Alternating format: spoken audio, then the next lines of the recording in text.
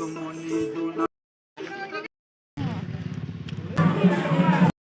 Everyone, welcome back to my channel. চলে এলাম নতুন একটি ভিডিও নিয়ে। তোমরা কেমন আছো? আশা করে ভালো আছো। আমিও অনেক ভালো আছি। তো আজ ভোর ভোর বেরিয়ে পড়েছি শান্তিনিকেতনের উদ্দেশ্যে। অনেক ভোরে বেরোনোর কারণে বাড়ি থেকে আর চা খেয়ে যাওয়া হয়নি, তাই এখানে নেমে একটু চাটা খেয়ে নিলাম।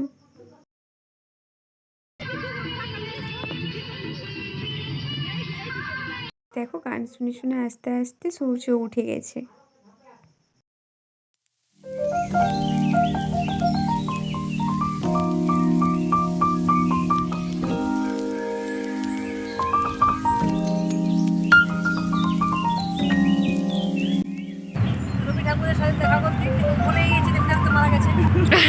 আমরা প্রথমেই চলে এসেছিলাম মা কঙ্কালীতলার থান, এখানে পুজো দেওয়ার জন্য। তাই এখানে একটা সামনে শিব মন্দির ছিল, আমরা সেখানেই প্রণাম করে নিলাম। এখানে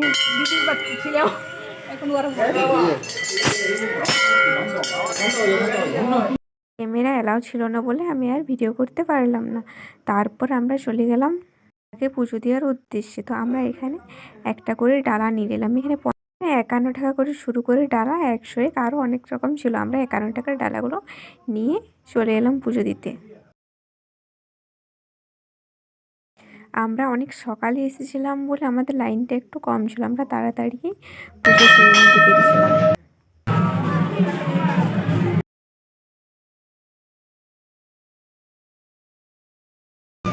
আমাদের পুজো দেওয়ার পরে কত লাইন হয়ে গেছে। এটা হলো সতীকুণ্ড। তোমরা যদি আসো তো অবশ্যই এখানে কঙ্কালতলার সামনে সতীকুণ্ডটা তোমরা সবাই দেখে যেও। একটু আমরা মাথায় জল ছিটিয়ে বেরিয়ে পড়লাম। এখানে মন্দিরের ভিতরে অনেকগুলো দোকান ছিল, দেখতে পাচ্ছ লাইনটা অনেক বড় হয়ে গেছে। যত বেলা হচ্ছে তত লাইনটা বড় হচ্ছে। তারপর আমরা এখানে অনেকগুলো দোকান ছিল, সেগুলো একটু ঘুরে ঘুরে দেখছিলাম। তারপরে এখানে সাঁওতালি নাচ হচ্ছিল, আমরা সেটাই একটু দেখে নিলাম।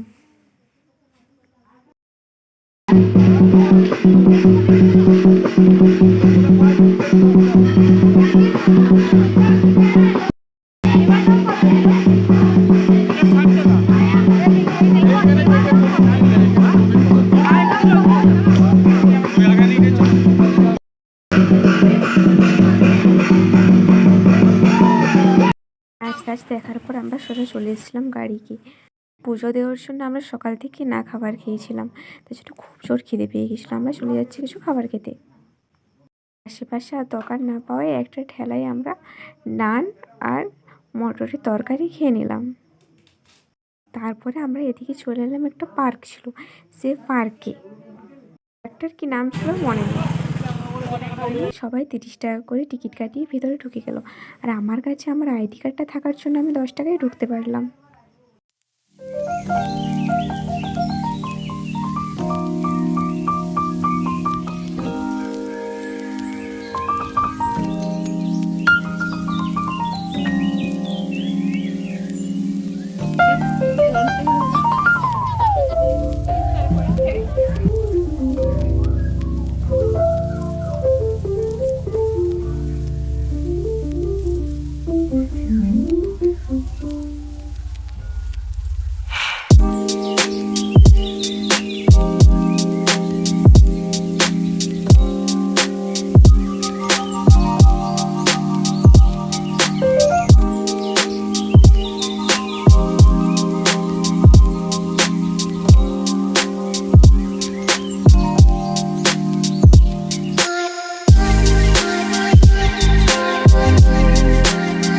পার্কে আমরা অনেক কিছু দেখলাম, তারপরে কিছু কেনাকাটা করলাম, তারপর গান শুনলাম।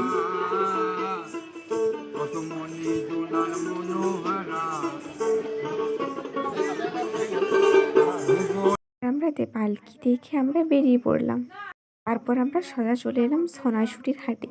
শান্তিনিকেতনে এইটাই হচ্ছে ফেমাস। সোনাঝুরির হাটে ঢোকার সময় দেখেছি খুব একটা ভিড় ছিল না, আস্তে আস্তে ভিড়টা বেড়েছিল।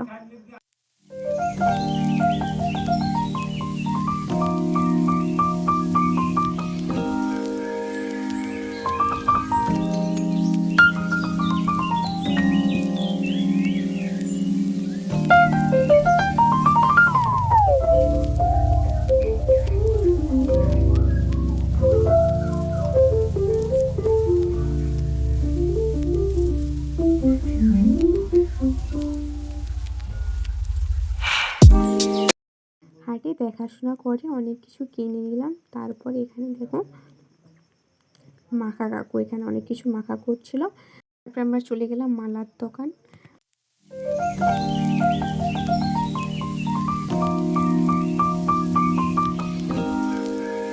অনেকক্ষণ হাঁটে ঘোরাফেরা করে কেনাকাটা করে আমরা বেরিয়ে পড়লাম। গিয়েছিলাম জানুয়ারি 26 তারিখে, সেদিন রিপাবলিক ডে ছিল, তার জন্য রবীন্দ্রনাথের মিউজিয়াম বন্ধ ছিল। এই কারণে আমাদের আর সেগুলো দেখা হলো না, তার জন্য একজন টোটো কাকু আমাদেরকে এগুলো ঘুরে দেখাচ্ছিল। ডান দিকে যে বটবৃক্ষ গাছটি দেখতে পাচ্ছেন, এই বটবৃক্ষ গাছটির নাম হচ্ছে তিন পাহাড়। তিন পাহাড় এই কারণে নাম দেওয়া হয়, কবি মহেন্দ্রনাথ দেবেন্দ্রনাথ ঠাকুর, রবি ঠাকুরের যে পিতা, কোপাই নদীর তীর থেকে ছোট্ট একটি চারা গাছ এনে কোপাই নদী হচ্ছে আমাদের থেকে 5 কিলোমিটার দূরে। যে নদীকে কেন্দ্র করে রবি ঠাকুর একটি কবিতাও লিখেছিলেন, আমাদের ছোট নদী চলে আঁকে বাঁকে, বৈশাখ মাসে তার হাঁটু জল থাকে। সেই নদী থেকে ছোট্ট একটি চারা গাছ এনে নিজে হাতে বসান। আগেকার দিনে তো খুব জলের অসুবিধা ছিল, তার জন্য পাশে একটি পুকুর কাটা ছিল, ওখানে মাটির মধ্যে তিনটে ভাগ তৈরি করা। এই জায়গার নাম দেওয়া হয় তিন পাহাড়। তিন পাহাড় উদ্দেশ্যে সেখানে রবীন্দ্রনাথ ঠাকুর 4 লাইন হাট কবিতা লিখেছিলেন। কুমোর পাড়ার গরুর গাড়ি বোঝায় করা কর্তি হারি, গাড়ি চালায় বংশী বদন, সঙ্গে নিজায় ভাগনে মদন। আর 4 লাইন শেষ করেছিলেন উনি বাংলাদেশের শিলাই দল। এখন আমাদের ওপেন ক্লাস হয়। যে স্কুলটি দেখতে পাচ্ছেন, স্কুলটির একটি নাম আছে মীরানীলি আনন্দ পাঠশালা। মীরানীলির নাম ছিলেন রবীন্দ্রনাথ ঠাকুরের স্ত্রী। ওনার স্ত্রীর প্রথমে ভালো নাম ছিল ভবতারিণী দেবী। উনি বাংলাদেশের বেনি চৌধুরী পরিবারের মেয়ে ছিলেন।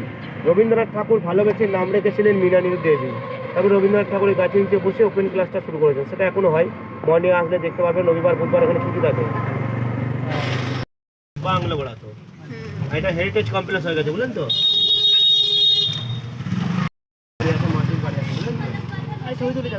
যিনি ছিলেন সঙ্গীত ভবনের টিচার ছিলেন শান্তিদেব ঘোষ মহাশয়, উনি সঙ্গীত শিল্পী ছিলেন। ব্ল্যাক কালার যিনি পেন্টিং গুলো করেছিলেন চিত্রশিল্পী নন্দলাল বসু বাড়ি আছে। এই যে গিল আছে, গিলের মধ্যে গোল করে বাংলাতে নন্দ লেখাটা দেখুন।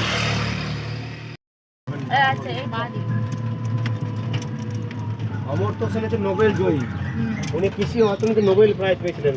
বাড়ির নাম লেখা দেখুন পঁচিশি।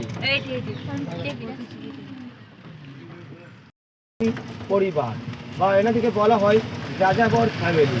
ওনারা অন্য গ্রাম থেকে অন্য গ্রামের কাজের সন্ধানে যাচ্ছেন।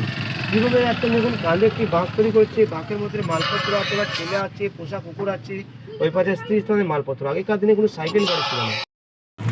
এই ভেতরে ঢুকতে গেলে ডিসেম্বরে আসতে হবে। একটা 2 তারিখে একটা মেলা হয়, মেলার নাম হচ্ছে নন্দন মেলা। বৈকাল 4টের দিকে আপনি প্রবেশ করতে পারবেন, বুঝলেন তো। পারবেন বড় পেজের যে বাড়িগুলো হয়, এটা সেই বাড়ি, এগুলো স্টুডেন্টদের হাতের কাজ। বাঁ দিকে দেখুন একটি বিল্ডিং আছে, যে জায়গাটি আপনারা দেখতে পাচ্ছেন, এই জায়গার নাম হচ্ছে নাট্যঘর। এখানে আমাদের নাটক, নাচ, গান, আর্ট করে যে পরীক্ষাগুলো এই বিল্ডিং মধ্যে নেওয়া হয়। পুরোটা হচ্ছে হল রুম, এর মধ্যে কোনো পার্টিশন নেই। তো একটি মঞ্চ আছে, যে মঞ্চে রবীন্দ্রনাথ ঠাকুর একটি বিখ্যাত নাটকও করেছিলেন। নাটকটির নাম হচ্ছে রক্ত করবী।